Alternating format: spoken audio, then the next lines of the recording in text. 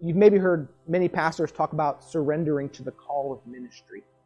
They describe the struggle that they had when they felt like God was calling them into the ministry, but they didn't want to do that, so they ran from God. They wanted to do something different. They didn't want to go into the ministry, so they wrestled with the call, and they felt like that God had given them, but eventually they surrendered to the call and entered into the ministry. Well, I think I've shared before, I didn't have that. I didn't have that when I first entered the ministry. This is a picture of me, about what I looked like at the time. Just a nerdy kid, about 17 years old.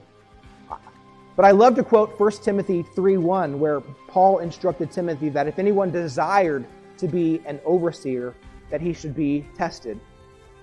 When I felt like God was calling me to be a pastor, I desired to be a pastor. I didn't struggle with God's call in my life, and I didn't feel like I needed to surrender to the call. I just eagerly pursued the calling that I felt like God had given me. I did feel like that I was called by God. I just didn't have to struggle with that call.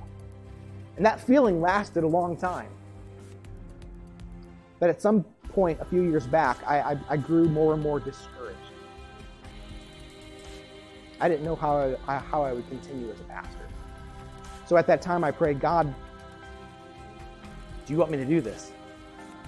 Do you want me to continue as a pastor? And I felt like at that time, this was years ago, God told me, do what you want.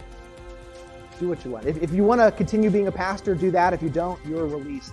So I was actually happy with that answer, because I was content to continue as a pastor, because I felt like continuing to be a pastor was a choice that I could make. Like God was giving me permission to continue as a pastor.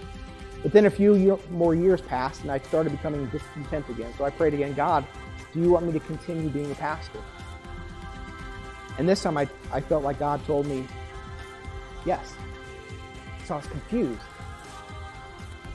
So I prayed, so why did you tell me all that long ago? Why did you tell me that it was my choice, that I could do what I wanted? And I felt like God told me because your heart was hard. Your heart was hard, and that's the only way that you would have continued to be a pastor. You see, after many years as a pastor, I wasn't ready to hear that God actually wanted me to be a pastor. In some way, I felt like it was comforting to think that it was my choice, that I could leave according to my whims, my desire. But at that point, I finally wrestled with my call. And I surrendered to the call to be a pastor. And it made a huge difference in terms of how excited I actually am to be a pastor. Because my ministry here isn't about me or what I can accomplish. It's all about what God has done, what God is accomplishing and has accomplished through Jesus. It has nothing to do with me. It has everything to do with what He's accomplished as we trust Him. Now, I share all this not to think that I hear from God any more than any other Christian, but because, honestly, I don't know if that was God really even speaking to me, or just my own understanding of where God has led me over the years.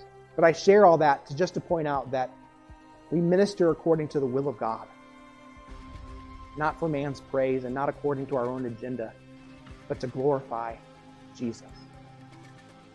Is that the driving force in your life? Do you see God's will as the most important reason that you live and work and go about all the things that you do to glorify Him, to point to Him,